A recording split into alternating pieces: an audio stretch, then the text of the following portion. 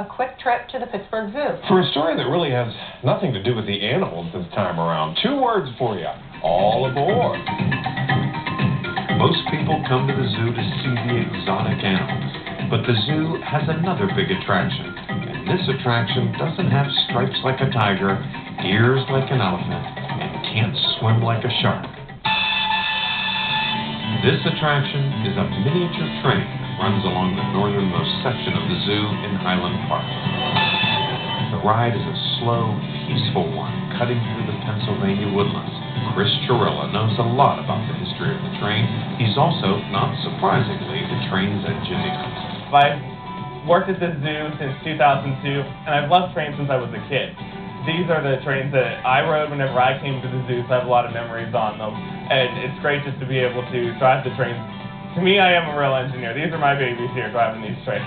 The zoo's first train dates back to the mid-1950s. Over the years, though, it's undergone several transformations and name changes. We opened in 1955 with a miniature train called the Super Chief, and it was a smaller train that we had that was donated to the zoo by Sarah Mellon Scaife for the Children's Zoo. The train was a hit with both young and old visitors. It was so popular, in fact, that in 1956, a second train called the Screamliner was added to accommodate the growing crowds. But in 1965 and 1966, both were replaced by 2 new, larger trains. And it became the Pitt Zoo and Western Railroad. And the train barn where we parked the trains was decorated as a Western town, which is how it got the Pitt Zoo and Western Railroad theme.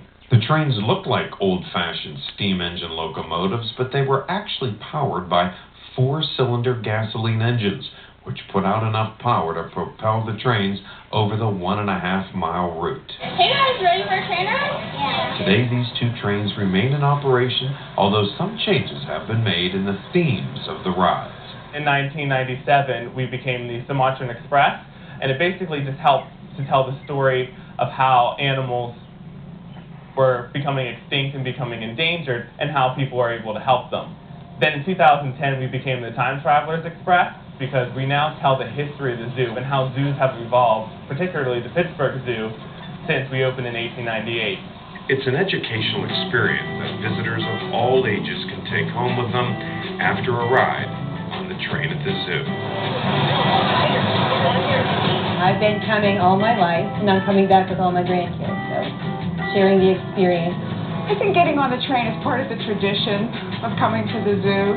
So we get on to see if there's changes or how much is the same. Remember George the gorilla?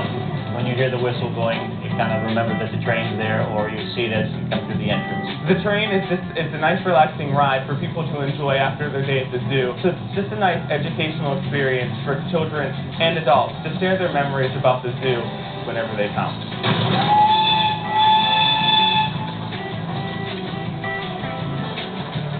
Isn't that fun? It brings back memories. The zoo train runs every day from Memorial Day to Labor Day, weather permitting, of course. All right, that'll do it for this edition of Pittsburgh 360. I'm Michael Bartley. I'm Tonya Caruso. Thanks for watching. Have a good night.